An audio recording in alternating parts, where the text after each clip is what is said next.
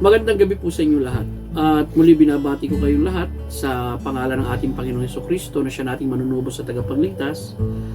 At sa gabi pong ito, ito po yung Wednesday bago matapos ang lockdown, Lord willing, this coming Friday. Kaya umaasa po ako na kung loloobin ng Diyos na i-lift this coming Friday ang lockdown, ay magbibigay po ako ng anunsyo sa inyo by Sunday. Mag-face to face na tayo, Lord willing. Kaya panalangin po natin kung ano ang magiging desisyon ng ating gobyerno sa bagay na yan, at kung pahabain pa hanggang September or hanggang 20 na lang. Panalangin po natin patuloy ang mga kapatiran, at huwag natin kalilimutan na patuloy tayong mag-ingat sa ating sarili.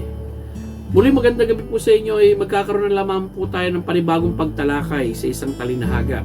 At malapit na rin po matapos itong serye natin ng mga talinahaga. At sa gabing ito, ang mensahe ng talinahagang pag-aaralan natin ay ang talinahaga patungkol sa mga manggagawa sa ubasan. Actually, last week, ang tinalakay natin yung mga magsasaka sa ubasan o yung tenant, at maaring nangupahan sila ng ubasan at pinatrabaho ng may-ari. Yun po pinag-aaralan natin last week. Pero ngayon, ang pag-aaralan po natin yung mga manggagawa. Ito po ay nakasulat sa aklat ng Mateo Kapitulo 20. Pero bago po yan, anyayaan ko po muna kayong manalangin sandali at magpuproceed na po tayo sa ating pag-aaral sa gabi ito. Ipanalangin po natin, yung iba kasi natin mga kapatiran ay nagkakandak ng mga Bible studies, At ako rin po ay magkakaroon ng bagong Bible study nga hawakan. Ito is face to face, Lord willing. Baka starting na malift itong pandemic. Gusto na nga this coming Thursday, tomorrow. Kaya lang sabi ko, antayin na lang muna nating malift up itong lockdown natin. Ganun pa man, may mga kapatiran tayo ay nagre-request ng panalangin sa atin na sa gitna po ng lockdown, nakakagawa po sila makapagturo din sa mga Bible study. Magandang bagay po yan na ginagawa ng ating mga kapatid. So ang gawin po natin, manalangin po tayo, and then we will proceed with the message tonight. Let us pray. Ama naming Diyos na nasa langit, Amang buhay, Ama naming pinaglilingkuran, sa pamagitan ng iyong anak na si Jesus, nagpapasalamat po kami sa gabing ito na meron kaming pribileyo na makapag-aral muli ng iyong salita. May pagkakataon kami, Panginoon, na ang mga kapatid na pagbulay-bulayan ang maririnig nilang pangaral ng salita mo. Patuloy, Panginoon, ipinapanalangin namin ang patuloy mong pag-iingat sa aming lahat. Hindi lamang sa physical na aspeto, maging sa aming spiritual na aspeto, ang kalaguan at katatagan sa bawat mananampalataya ng Marikina Valley Bible Baptist Church. At patuloy na pinapanalangin ko na alam ko may mga kapatid na in spite of this ECQ, Panginoon, may mga Bible study silang kinakandak, and it's a blessing, Lord, to know that. At ang dalangin ko ay ito'y makapagpatuloy, ito po ay tumatag at dumami, isa po sa mga paraan para maipakalat namin ang mensahe ng iyong kaligtasan. Salamat po, O Diyos, sa gabi ito na kami po yung mag-aaral muli ng isang talinhaga. Kaya umaasa kami, O Diyos, puspusin mo ko ng Espiritu ng Diyos, maging ang mga tagapaginig, at makapaghatid nawa kami ng kalulatian sa iyo, Ama, sa pamagitan ng iyong anak na si Jesus na siya naming manunubos at tagapagligtas. Ang lahat pong ito'y dalangin namin sa pangalan ni Kristo Jesus. Amen. Okay, ang talinaga patungkol sa mga manggagawa. Basahin na po natin, Mateo 20, 1-16, Ito'y sapagkat ang paghahari ng langit ay katulad ng isang may-ari ng sambahayan. Nang lumabas ng maagang maaga upang umupa ng mga manggagawa sa kanyang ubasan. Nang nakipagkasundo siya sa mga manggagawa sa isang denaryo sa bawat araw, sinugunan niya sila sa kanyang ubasan. Lumabas siya ng mag-iikatlong oras na at nakita niya ang iba na nakatayo sa pamilyang dako na walang ginagawa. Sinabi niya sa kanila, pumunta rin naman kayo sa ubasan at kung ano ang nararapat, ibibigay ko sa inyo. Pumunta nga sila. Lumabas siyang muli ng mag-iika-6 at mag-iika-9 na oras, ang oras. At gayon din ang ginawa. Nang mag-ikalabing isang oras na, lumabas siya at natagpuan ng ibang nakatayo at walang ginagawa. Sinabi niya sa kanila, bakit nakatayo kayo rito sa buong maghapon na walang ginagawa? Sinabi nila sa kanya, ito'y sapagkat walang sino mang umupa sa amin. Sinabi niya sa kanila, pumunta rin kayo sa aking ubasan. Ano man ang nararapat, iyon ang tatanggapin ninyo. Nang magtatakip silim na, sinabi ng Panginoon ng ubasan sa kanyang katiwala, tawagin mo ang mga manggagawa. Ibigay mo sa kanila ang kanilang mga upa upang sa mula sa huli hanggang sa mga una. Paglapit ng mga dumating ng ikalabing isang oras, tumanggap ng 1 denaryo ang bawat isa. Nang lumapit ang mga nauna, inakala nila na sila'y tatanggap ng higit pa. Ngunit sila'y tumanggap din ng tig-1 denaryo. Nang matanggap nila ito, nagbulong-bulungan sila laban sa may-ari ng sambahayan. Sinabi nila, ang mga huling ito ay 1 oras lamang gumawa at ipinantay mo sa amin na nagbata ng hirap at init sa maghapon. Sumagot siya sa kanila, kaibigan, wala akong ginawang kamalian sa iyo. Hindi ba nakipagkasundo ka sa akin sa 1 denaryo? Kunin mo ang ganang sa iyo at lumakad ka na. Ibig kong bigyang itong huli ng gaya ng ibinigay ko sa iyo. Hindi ba nararapat lamang na gawin ko ang ibig kong gawin sa aking ari-arian? Tinitignan ba ninyo ng masama dahil ako ay mabuti? Kaya nga, ang mga huli ay mauna at ang mga una ay mahuli sapagkat marami ang tinawag ngunit kakaunti ang mga pinili. Now, sa pagkakataon po ito na basa natin at nakita natin na isa sa napakahalagang paksa na may kinalaman sa paglilingkod ay itong talinhagang ito.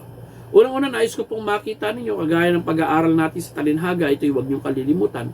Simple lamang nagiging outline natin. Of course, unang sinasagot natin yung katanungan, ang dahilan ng talinhaga. Bakit ba ibinigay ang talinhagang ito? No? Anong context? Anong nakapaloob sa talinhadang ito na siyang nagbunsod sa ating Panginoong Kristo na ibigay ito? No? Ano ang mga naunang mga bagay na ginawa ng ating Panginoong Kristo?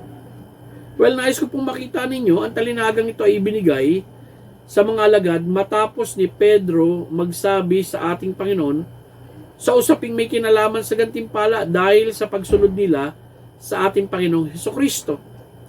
So, dito makikita natin, ang talinhagang ito ay ibinigay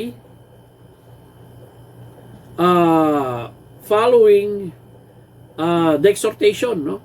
Pagkatapos na makapagbigay ang ating Panginoong Kristo actually ng pangako at pangaral doon sa kanyang mga alagad, yung assurance, saka nagbigay siya ng talinhaga.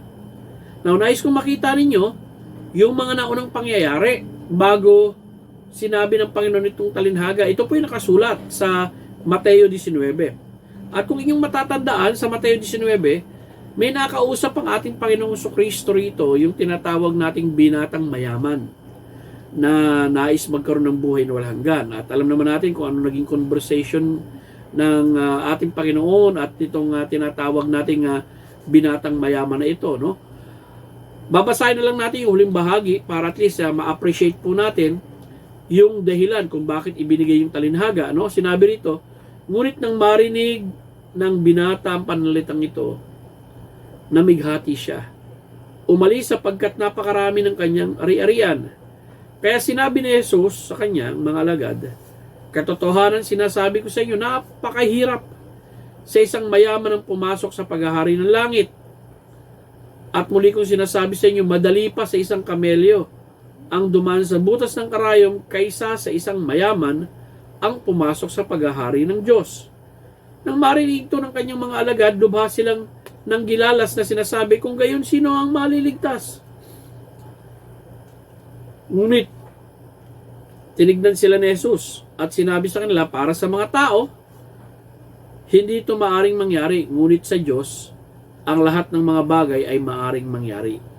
Ang gustong sabihin ng ating Panginoon Jesucristo, kung pag-uusapan natin ang kaligtasan, sa garang mga tao, mahirap mangyari ito. Hindi sila maliligtas sa garang kanilang sarili. Pero sa Diyos, na siyang gagawa ng ating kaligtasan, posible ang bagay na ito. Now, verse 27, kaya sumagot sa kanya si Pedro, narito, iniwan namin ang lahat at sumunod sa iyo. Ano nga ang aming makakamtan? Sinabi ni Jesus sa kanila, katotohanan, sinasabi ko sa inyo, sa pagbabago ng lahat ng bagay, kapag umupo na ang anak ng tao sa trono ng kanyang kalulatian, kayong sumunod sa akin ay uupo rin sa 12 trono. Uupo kayo upang hukuman ang 12 lipi ng Israel. Iyan ang mangyayari sa bawat isang nagiiwan ng bahay o ng mga kapatid na lalaki o mga kapatid na babae o ng mga ama o ng ina o ng mga anak o ng mga lupain alang-alang sa aking pangalan. Siya ay tatanggap ng 100 ulit, magmamana rin siya ng buhay na walang hanggan. Ngunit marami ang nauna na mahuli at nahuhuli na mauna. So, ito po ang context, no, na tinatawag natin kung bakit ibinigay ng ating Panginoong Jesucristo yung talinhaga. At kung mapapansin nyo mga kapatid, ito'y may kinalaman sa gantimpala. At nung ating Panginoong Jesucristo, nung si Apostol Pedro ay nagbanggit ng mapapala nilang gantimpala sa kanilang pagsunod, hindi naman siya sinaway ng ating Panginoong Jesucristo. Pero meron po akong nais na makita yung aral, no, sa sinabi ng ating Panginoong Jesucristo sa talinhagang ibinigay niya. Well, pasok po tayo ron sa ang nakapaloob sa talinhaga. Kanina nakita po natin ang dahilan ng talinhaga, bakit ito ibinigay. Yung talinhaga ay nabunsod or nasabi dahil nga sa pagtatanong ni Apostol Pedro kung anong makakamtan nilang gantimpala sa kanilang pagsunod sa ating Panginoong Jesucristo. Now, ano ba ang nakapaloob doon sa kwento ng talinhaga na ating binasa kanina para ma-appreciate po natin? Unang-una, nais kong makita ninyo sa istorya na ating binasa, may isang nagmamay-ari ng isang ubasang na nagpatrabaho. Nung siya magpatrabaho, nakipagsundo siya sa mga manggagawa na upahan sila ng 1 denaryo sa isang araw na pagtatrabaho. At ang makikita natin dito, it seems na hinati sa tatag 3 oras, no? Lumalabas na 12 oras kasi ito. Kasi makikita nyo, maagang lumabas yung yung nagpapatrabaho. And then nung ikasyam, 3 oras lumabas siya. Nung 6 na oras lumabas siya. Yung 9 na oras lumabas siya. Yung 11 oras lumabas siya. At magtatakip silim, mga bandang 6:00 na po yun, doon na siya nagsimulang magpasweldo. Well, unang nais ko makita ninyo, nakipagsundo siya sa mga manggagawa na upahan sila ng 1 denaryo sa isang araw na pagtatrabaho. Sa paglabas niya ng 3 oras, ang 3 oras po sa kanila ng kapanahonan na yon ay 9:00 ng umaga sa atin. May nakita siyang mga nakatambay at walang ginagawa at kanyang pinapunta sa kanyang ubasan upang magtrabaho. Gayon din ang ginawa niya sa 6 na oras na kanyang paglabas. Ito ay 12 noon. 9 na oras na kanyang paglabas. Ito yung 3:00 ng hapon. At 11 oras na kanyang paglabas. Nakasumpong pa rin siya ng mga walang ginagawa. Ito ay 5:00 na ng hapon. Ano man ang nararapat ibigay ng may-ari, yun ang tatanggapin ng mga huli niyang inupahan. Wala po silang kontratang ginawa rito. Hindi po ito katulad nung unang kinausap nung may-ari na upahan niya yung mga manggagawa na magtatrabaho sa 1 denaryo. Pero itong mga kinausap niya nung alas 9, nung tanghali, nung alas 3 ng hapon at nung alas 5, wala po silang kontrata nito. Ang magtatakip silim na lang sila ay sinwelduhan mula huli hanggang sa una na nagtrabaho at ang lahat ay tumanggap ng 1 denaryo. Well, of course, no? Simula doon sa nagtrabaho ng 12 oras, nagtrabaho ng masasabi nating 9 na oras, magtatrabaho ng 6 na oras, 3 oras, at yung nagtrabaho ng 1 oras, lahat nakatanggap ng 1 denaryo. Nagreklamo ang mga unang inupahan sa pag-aakalang higit na malaki ang dapat na matanggap nila sweldo dahil sila nagtrabaho sa buong maghapon. Well, siguro baka isip-isipin nila, yung nagtrabaho nga ng 1 oras, 1 denaryo, malamang 12 denaryo ang makukuha natin. Isipin mo yan, no? Diyan laking halaga nun. Ang 1 denaryo po, ito po ang halaga ng 1 araw na pagtatrabaho. 1 denaryo. Ngunit nakatwiran ang may-ari na hindi niya sila dinaya dahil sila ay may kasunduan. At karapatan ng may-ari na magpasweldo ng gusto niya dahil sa kanyang pagiging mapagbigay sa mga huling inupahan niya magtrabaho, na tinitignan naman ng mga nauna ang kanyang kabutihan ay isang kasamaan. Now, nakita po natin, no? Yan po yung nakapaloob na istorya doon sa ating binasa kanina na may kahabaan, no? Pangatlo, ano ba ang kahulugan patungkol sa talinhaga ng manggagawa? Ano po ba ang kahulugan na nakapaloob dito? Nakita natin kanina yung dahilan. Pangalawa, yung kwento patungkol sa manggagawa sa ubasan. Pangatlo, ano ang kahulugan patungkol sa mga manggagawa sa ubasan? Ito po yung kahulugan. Simple lamang po. Dapat kilalanin ng mga lingkod ng Diyos ang mapagbiyayang pagkakaloob ng Diyos ng gantimpala sa kanyang mga napiling lingkod. Okay? Dapat kilalanin yon. Dapat tayo, kung tayo naglilingkod, dapat kilalanin natin na ang Diyos natin ay mapagbiyaya. Maaaring may lingkod siyang napili na biyayaan niya na higit na mas marami sa gantimpala na ibinigay niya sa atin. Dapat i-acknowledge natin yan bilang pantay-pantay tayo na lingkod ng Diyos. At ang Diyos natin na pinaglilingkuran ay mabuti at mapagbiyayang Diyos. Ika-4, anong mga katotohanan at aral patungkol sa talinhaga mula sa talinhaga patungkol sa mga manggagawa ang matututunan natin? Well, may 4 na bagay po ako na nais ibahagi sa iyo na mga katotohanan at aral mula sa talinhagang ito na napakaganda naman talaga, no? Unang-una, nais kong makita ninyo, no? Ang Diyos ay nagagantimpala. Yun ang unang katotohanan ng makikita natin dito. Kasi nga ang context nito may kinalaman sa paggagantimpala. At kung inyong matatandaan sa Mateo 19:27, kaya sumagot sa kanya si Pedro, narito iniwan namin ang lahat at sumunod sa iyo. Ano nga ang aming makakamtan? Hindi sinaway ng ating Panginoong Jesucristo si Pedro. No? Na, Pedro, bakit ganyan ang sinasabi mo? Kaya ka ba nagtatrabaho dahil may makukuha ka lang sa akin or may makakamtan ka sa akin? Bagkus, may pangako ng ating Panginoong Jesucristo doon sa sinabi ni Apostol Pedro.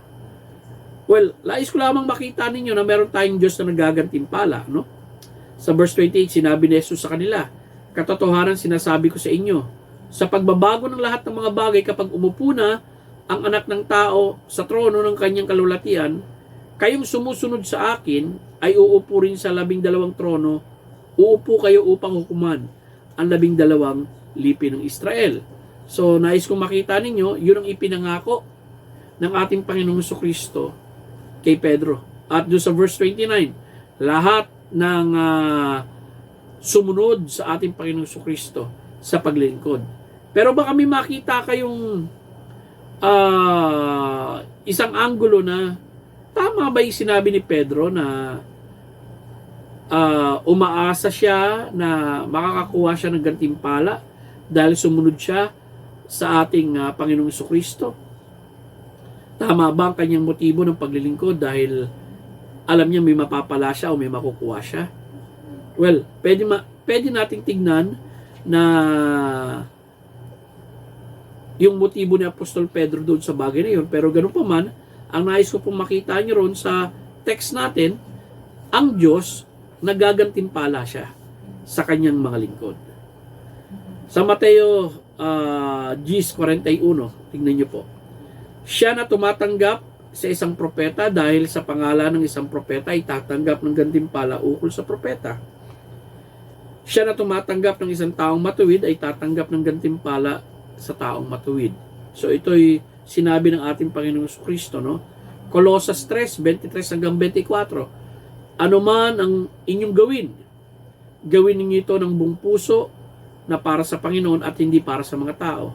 Yamang nalalaman ninyo na kayo tatanggap mula sa Panginoon ng gantimpalang mana dahil ang Panginoon, ang Kristo, ang inyong pinaglilingkuran. Ipinakikita rito yung katotohanan na kapag naglilingkod tayo sa mga tao or yung boss natin, employer natin, or sino man ang pinaglilingkuran natin sa pangalan ng ating Panginoon Hesukristo sa ating buhay, naglilingkod tayo sa Panginoon at may makakamtan tayong gantimpala mula sa Kanya. Pahayag 22:12. Narito, malapit na akong dumating. Ang aking gantimpala ay nasa akin upang igawad sa bawat tao ayon sa kanyang gawa. Ako ang Alpha at Omega, ang simula at ang wakas, ang una at ang huli. So dito napakaganda, no? Sa kahuli-huli ang bahagi ng Biblia, makikita natin ang pangakong ito sa mga taong gagawaran niya ng gantimpala, lalong-lalo na yung mga naglilingkod sa Kanya. Pangalawa, nakita po natin ang Diyos ay nagagantimpala. Pangalawa, ang Diyos kailanman ay hindi naging di patas sa paggagantimpala. Okay? Ang Diyos kailanman ay hindi naging patas sa paggagantimpala. God is not unfair. God is righteous, God is holy, God is just, God is fair sa kanyang paggagantimpala. Mateo 20:10-11. Nang lumapit ang mga nauna, inaakala nilang sila'y tatanggap ng higit pa. Ngunit sila'y tumanggap din ng tig-isang denaryo. Nang matanggap na nila ito, nagbulog-bulungan sila laban sa may-ari ng sambahayan. Sinabi nila, ang mga huling ito ay 1 oras lamang gumawa. At ipinantay mo sa amin na nagbata ng hirap at init sa maghapon. Sumagot siya sa kanila, kaibigan, wala akong ginagawang kamalian sa inyo. Hindi ba nakipagsundo ka sa akin sa 1 denaryo? So dito makikita natin may kontrata sila eh. Nakipagsundo yung mga inupahan niya sa kanya. Kung magkano ang ibabayad sa kanya. So walang ginagawang mali rito yung may-ari ng ubasan. Well, of course, ang Diyos walang ginagawang mali sa atin. Sa kanyang paggagantimpala. Whether ikaw ay matagal na naglingkod sa Kanya, whether ikaw ay bago pa lang na naglilingkod sa Kanya, alam ng Diyos ang puso't isipan ninyo sa paglilingkod. At alam natin, pag ang Diyos ay naggawad ng gantimpala, ito'y matuwid. Ito ay fair. Bakit? Kasi katangian ng Diyos yan. Tingnan po natin. Awit 9:8. At hinahatulan niyang may katarungan ang sanlibutan. At ang mga tao ay pantay-pantay niyang hinahatulan. Kawikaan 16:11. Sa Panginoon nauukol ang sukatan at timbangan tama.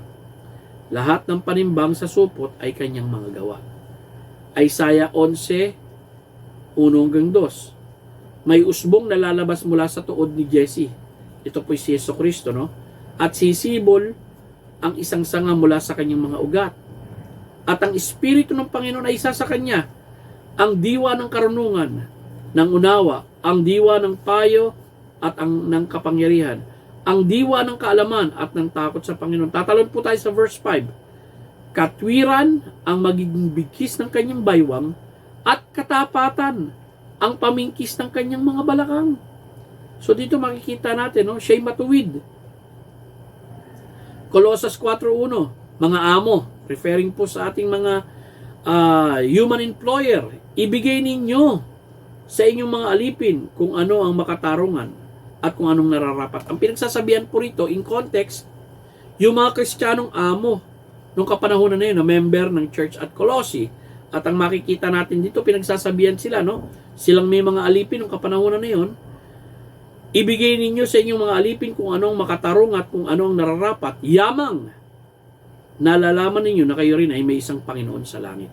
So itong mga human master, okay, na Kristiyano, abay dapat maging matuwid sila sa pagbibigay ng makatarunang pinagtrabaho ng mga aliping nagtrabaho sa kanila. Dahil din naman, meron tayong Panginoon na nasa langit, makatarungan din sa pagbibigay ng nararapat na gantimpala sa atin.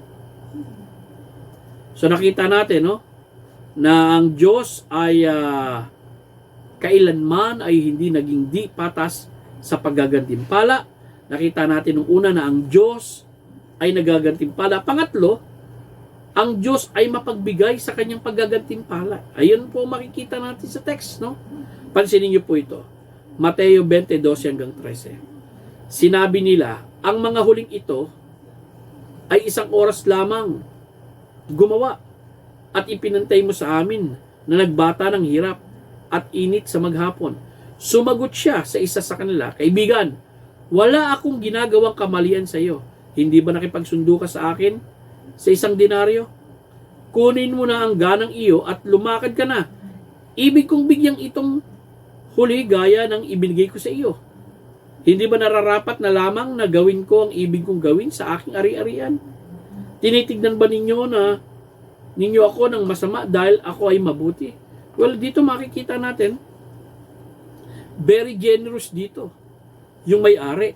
At kalayaan niya na magbigay, discretion niya na magbigay ng masasabi natin mapagbiyayang gantimpala, no, o mapagbiyayang sweldo doon sa mga alipin na inupahan niya ng huli na. Okay? Pero makikita natin katangian to ng Diyos natin eh. Ang Diyos natin mapagbiyaya. Mayaman siya sa pagbibigay ng iba yung pagpapala sa atin bilang mga Kristiyano. Mateo 19:28. Sinabi ni Jesus sa kanila, katotohanan, katotohanan sinasabi ko sa inyo, sa pagbabago ng lahat ng mga bagay, kapag umupo na ang anak ng tao sa trono ng kanyang kalulatian, kayo'y uupong sumusunod sa akin at uupo rin sa 12 trono. Uupo kayo upang hukuman ng 12 lipi ng Israel. Ipinangako ito sa mga alagad. No, ano pa? Iyan ang mangyayari sa bawat isang nagiiwan ng bahay o ng mga kapatid na lalaki o mga kapatid na babae o ng ama o ng ina at mga anak o mga lupain alang-alang sa aking pangalan.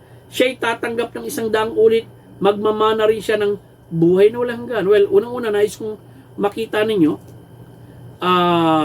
yung pagmamana natin ng buhay na walang hanggan, it is a gift of God. Okay? Hindi ito natin pinagtrabahuhan. At nais kong malaman ninyo, ito sa pamagitan ng pananampalataya sa tagapagligtas.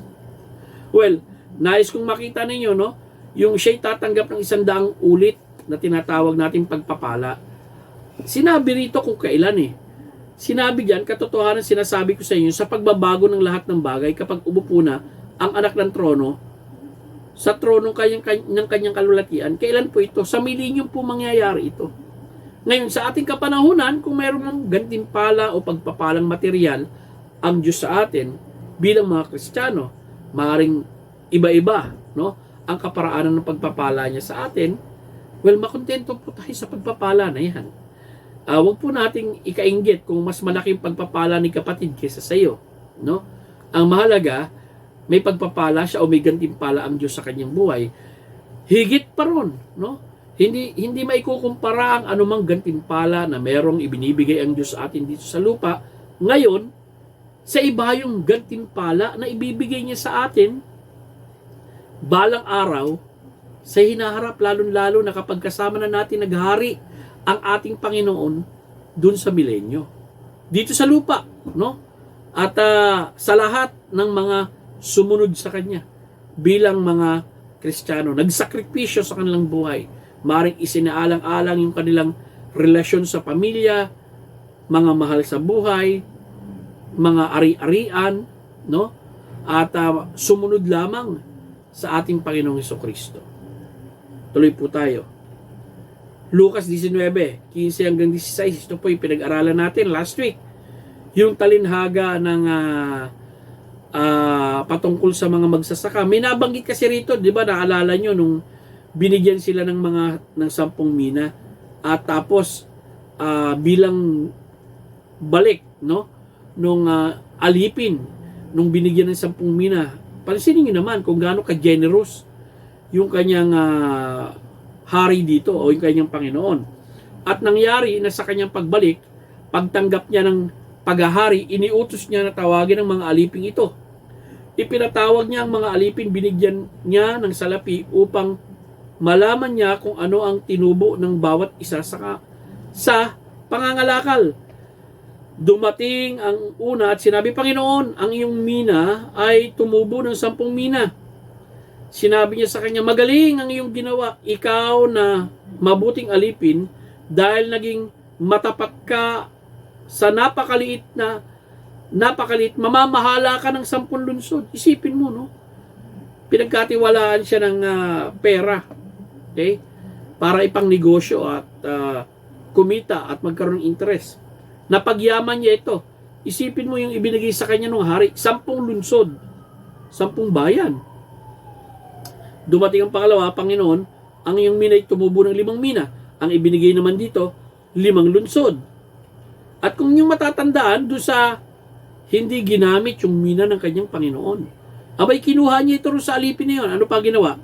At sa mga sinabi rito, no, na ibigay yung mina doon sa may 10 mina. So nakita natin mga kapatid na yung may 10 mina, binigyan pa yun ng 1 mina mula doon sa alipin na masama, na hindi man lang pinahalagahan yung ipinagkatiwala ng Diyos na mina sa kanya. Well, makikita natin dito gaano mapagbiyaya ang Diyos, gaano mapagbiyaya ang Panginoon, na siyang nagbibigay sa atin ng gantimpala. Okay? So, ito yung nakasulat sa verse 24, no? Huling-huli, ang Diyos ang maghahayag ng katotohanan sa ating matatanggap na gantimpala balang araw. Bakit ko po nasabi ito? No? Kasi minabanggit kasi rito, no? Iyan ang mangyayari sa bawat isa ng nagiiwan ng bahay o ng mga kapatid na lalaki o mga babae o ng ama o ng ina o ng mga anak o ng mga lupain alang-alang sa aking pangalan. Siya ay tatanggap ng 100 ulit, magmamana rin siya ng buhay na walang hanggan, ngunit marami ang mauna na mahuli, na mauna. Sa Matthew 20 verse 16, inulit-uli yun. Nasa sandwich nga itong praise na ito nung talinhaga. Kaya nga, ang mga huli mauna at ang mga una ay mahuli sapagkat marami ang tinawag ngunit kaunti ang mga pinili. Ngayon mga kaibigan, anong kahulugan nito? Well, of course, makikita natin dito, no? There is promotion and there is demotion, no? May inaakala tayo na mga tao dahil matagal nang nauna sa atin sa paglilingkod, sa pagmiministeryo, maaaring iniisip natin, nako, 50 years ka na nagtrabaho sa gawain ng Diyos. Nako, 30 years ka na nagtrabaho sa gawain ng Diyos. Ako ay 2 taon pa lamang. Tsak, napakaraming gantimpala ang makukuha mo mula sa Panginoong Diyos. Maaaring may mga kaisipan tayong ganun, no? Pero tandaan nyo, ang Diyos ang maghahayag ng katotohanan sa ating gantimpala. Dahil hindi naman natin alam ang motibo ng mga tao sa kanyang paglilingkod sa Diyos. Gaano kaikli man o gaano katagal man ang kanilang ginagawang paglilingkod. Ang mahalaga rito, no? Lahat tayo tatanggap ng gantimpala. Pero still, ang Diyos pa rin ang maghahayag ng katotohanan. Kung ito ba na matagal na naglingkod sa akin, talaga bang ang motibo ng kanyang paglilingkod ay tapat at totoo? O baka naman hindi? O ito ba na konti lamang ang kanilang paglilingkod? Talagang Talaga bang konti lamang gantimpala na kanyang makukuha? Tandaan nyo, kahit sa Pilipinas, yung mga bayani natin, no, ang babata, silang namatay. Pero kahit namatay sila na ang babata pa, hindi sila umabot ng 50 years old, 60 years old, makikita natin naging makabuluhan ang buhay nila kahit bata sila. Lalo na yung national hero natin, si Dr. Jose Rizal. Naging makabuluhan at makikita natin na may malaking epekto ito sa ating bayan bilang mga Pilipino. Well, tuloy pa po tayo sa text natin. No? Unang Korinto 4:5. Kaya nga huwag hatulan ang anumang bagay bago dumating ang oras. Hanggang sa pagdating ng Panginoon, dadalhin niya sa liwanag ang mga tagong bagay ng kadiliman at magpapakita ng mga layunin ng mga puso. At ang papuri mula sa Diyos ay makakamtan ng bawat isa. So ito rin, no? Nais kong malaman ninyo, kagaya ng sinabi natin doon sa text natin, ang Diyos ang maghahayag ng katotohanan sa ating matatanggap na gantimpala balang araw. Kaya tulungan nawa tayo ng Diyos na magpigil sa paghatol natin sa ating kapwa sa kanilang ginagawa, no, na paglilingkod sa Diyos. Dahil unang-una, ang Diyos natin ang siyang magiging hukom sa mga ginagawa natin paglilingkod sa Kanya, kung ito'y may kabuluhan o walang kabuluhan. Ikalawang Korinto 5:10, ito'y sapagkat tayong lahat ay haharap sa luklukan ng paghatol ni Kristo upang ang bawat isa'y tumanggap ng nauukol sa atin para sa mga bagay na ginagawa sa katawan, maging ito man ay mabuti o masama. Kapag sinabing masama rito, hindi morally evil, kundi worthless, walang halaga. Kung yung ginagawa natin sa ating katawan, itong katawan na ibinigay sa atin ng Panginoon, simula nung maging Kristiyano tayo, ay naging makabuluhan o walang kabuluhan, abay tatanggap tayo ng gantimpala mula sa ating Panginoong Jesucristo, no? Base sa kanyang nakita na paglilingkod natin sa kanyang harapan. Efeso 6:6, hindi ang paglilingkod sa paningin na gaya ng pagbibigay lugod sa mga tao, kundi gaya ng mga alipin ni Kristo na ginagawang kalooban mula sa Diyos. So dito makikita natin, no, may babala si Apostol Pablo na kung tayo maglilingkod, hindi yung naglilingkod tayo dahil may nakakakita sa atin. At gusto natin maging tinatawag rito, no, na napapansin ng tao yung ginagawa natin. Kundi kung maglilingkod tayo, wala mang makakita o may makakita man, dapat ang motibo natin, okay, ginagawa natin to kasi kalooban ng Diyos. At taos puso sa ating puso, taos puso ang ating paglilingkod sa Diyos. Colosas 3:23, ano man ang iyong ginagawa ay iyong gawin ng buong puso gaya sa Panginoon at hindi sa mga tao. So ipinakikita rin dito yung katotohanan na binibigyan tayo ng babala ng bagong tipan na kung tayo maglilingkod sa Panginoon, ito ay dapat sa puso. Now, papaalala ko po sa inyo yung mga magagandang aral at katuruan na nakita natin sa talinhagang ito, no? Unang-una, ang Diyos nagagantimpala. Sigurado na po yan. Maliwanag sa Biblia yan, no? Na hindi niya sinawa si Peter, oy, huwag kang magsalita ng ganyan, ha? Kaya ka pala nagtatrabaho sa akin, umaasa ka may matatanggap kang gantimpala. Hindi po siya sinaway ng ating Panginoon. Bagkus, sinabi ng Panginoon yung makakamtan nilang gantimpala. Ganun pa man, doon sa talinhaga, makikita natin may paalala sa mga lingkod doon. At mamaya sa katapusan, sasabihin ko po sa inyo. Pangalawa, ang Diyos kailanman ay hindi naging patas. Hindi naging di patas sa paggagantimpala. Matuwid ang Diyos natin, tapat ang Diyos natin, fair ang Diyos natin, just ang Diyos natin sa paggagantimpala sa atin. Ikatlo, ang Diyos ay mapagbiyaya sa kanyang paggagantimpala. Mga minamahal, no? Diyos lang nakakaalam kung gaano karami at iba yung gantimpalang ibibigay niya sa atin. Hindi natin masusukat yun . Kumbaga, hindi natin, Lord, ano ba ang ibibigay mo sa akin? Pwede ba ito? Kumbaga, hindi ka dapat umasa ng ganun dahil Diyos ang nakakalam kung gaano karami ang Diyos, no? Yung sukat ng biyaya ng gantimpala ang ibibigay niya sa iyo. And then, andyan din yung huling-huli na nais kong makita ninyo, ang Diyos ang maghahayag ng katotohanan sa ating matatanggap na gantimpala balang araw. Bakit natin nasabi? Kasi tayo, bilang mga tao, hindi natin nakikita yung kapwa-lingkod natin, kung ano yung mga puso nila sa paglilingkod. At kayo rin, hindi nyo nakikita yung puso ko habang ako'y naglilingkod sa Diyos. Diyos lamang ang nakakaalam ng katotohanan sa ating lahat, at siya lamang ang magagantimpala ng karapat-dapat sa ating pinaglingkod sa Kanya balang araw. Maaring matagal ka na sa ministry or bago ka pa lang sa gawain ng paglilingkod sa Panginoon, lingkod ka ng Diyos. Nais kong sabihin sa iyo, Diyos ang nakakaalam ng katotohanan sa ginagawa mong paglilingkod. Huling-huling po, ito'y paalala sa mga lingkod. Tandaan nyo, kung kay Kristiyano, lingkod ka ng Diyos. Kung kay Kristiyano, sumasamba ka sa Diyos, kasi sinabi nga ng Biblia, Diyos lamang iyong sasambahin at siya ang iyong paglilingkuran. Lagi po magkakonekta yung bagay na yan. Kung tayo mananambahan ng Diyos, lingkod rin tayo ng Diyos. Unang-una, magkaroon ng tamang motibo sa paglilingkod. Anong motibo mo sa paglilingkod?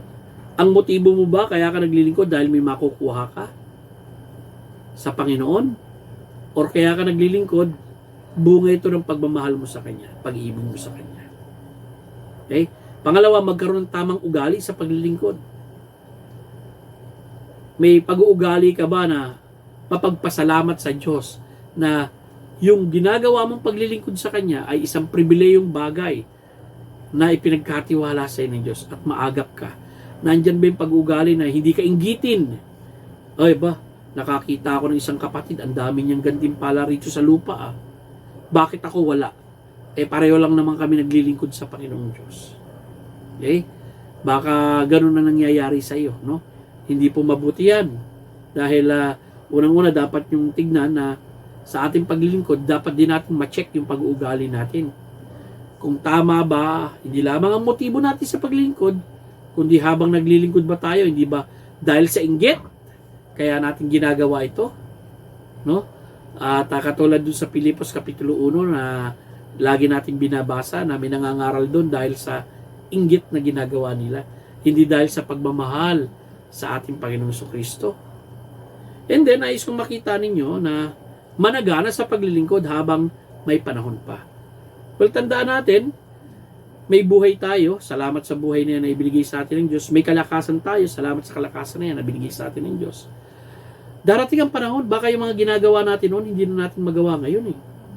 Kaya kung may lakas ka pa, may talino ka pa, may kakayanan ka pang makapaglingkod sa Diyos, hindi pa garal-gal ang boses mo, nakakakita pa yung mga mata mo, matino pa yung takbo ng kaisipan mo, magpagamit ka sa Diyos, maglingkod ka sa Kanya. Huwag mong gugulin ang buhay mo, ang oras mo, ang panahon mo sa sanlibutan ito. Dahil lahat ng bagay sa sanlibutan ito mawawala, pero yung Diyos hindi mawawala . Kasama mo siya ngayon at makakasama siya magpakailanman. Kaya lang kapag nakapiling na natin ang Diyos sa langit, no? Magpupuri na lang tayo sa Kanya magpakailanman doon sa langit. Magiging masaya ang ating fellowship. Pero yung paglilingkod para makatamo tayo ng gantimpala, hindi na natin magagawa yun kasi realidad na yun, gantimpalaan na yun . No? Na nandun tayong kasama . Habang narito tayo sa lupa, habang may panahon pa para makapaglingkod, maglingkod tayo sa Kanya. At ang uling-uli, magpigil tayo sa paghatol sa kapwa-lingkod. Dahil Diyos ang nakakita ng lahat. Alam nyo, kaming mga pastor, maging mga manggagawa ng Diyos, ang laki ng temptation minsan sa amin na tignan namin yung ibang manggagawa at magsalita kami laban doon, lalo-lalo na kung nakikita namin yung ginagawa nila hindi biblical. Of course, kinakailangan ma-address yung mga bagay na yan. At may mga kapatiran din kasi na out of ignorance of the truth of the Word of God ay kung hindi maitutuwid, nakakalungkot, sayang yung oras nila sa paglilingkod dahil ginagawa nila yung gawain ng Panginoong Diyos sa maling kaparaanan. Dapat matulungan sila. At minsan na pagkakamalan na yun ay isang kritisismo or puna. Pero tandaan nyo, kapag merong taong naglilingkod na alam naman natin tama ang kanyang ginagawa, okay? Huwag tayong humatol sa kanyang ginagawa. Dahil Diyos ang nakakita ng lahat . pati ng puso natin. Baka dun sa paghatol natin, nakabaon doon yung inggit natin sa Kanya, na Diyos lamang nakakita. So paalala to sa mga lahat ng lingkod, no? Magkaroon ng tamang motibo sa paglilingkod. Magkaroon ng tamang pag-uugali sa paglilingkod. Managana tayo sa paglilingkod habang may panahon pa. At ang uli, maging mapagpigil tayo sa paghatol sa ating kapwa lingkod. Dahil Diyos ang nakakakita ng lahat. Magandang gabi po sa inyo lahat, mga minamahal. Naway sa gabing ito ay nakapaghatid ako ng isang mensahe sa inyo na makapagbibigay ng kalinawan bilang lingkod ng ating Panginoong Kristo. Umaasa po ako na kapag may pagkakataon tayo makapaglingkod na at magkikita na tayo ng harap-harapan, bumalik po tayo sa church, sasama-sama natin pagsamba sa Panginoon at gawin natin na may maingat yung paglilingkod na ginagawa natin sa ating Panginoon nung hindi pa nagpapandemic. Muli, magandang gabi sa inyo at marami pong salamat. Manalangin po tayo nga. Ama naming Diyos na nasa langit, salamat sa natapos naming gawain. Salamat sa mga kapatiran na dalangin ko sila'y makinig ng hamon ng iyong salita bilang paalala sa aming lahat, Panginoon, ng mga lingkod mo. Alam namin, Panginoon, ang may mga pagkakataon na ginajudge namin ang kapwa namin na napakaraming makukuha niyang gantimpala mula sa Diyos dahil ang tagal niya naglingkod. Ito wala ito makukuha kasi hindi ito masyadong naglingkod. Pero ikaw pa rin nakakaalam ng lahat ng bagay, O Diyos. Patawarin mo kami kung nagagawa namin ng bagay na yan.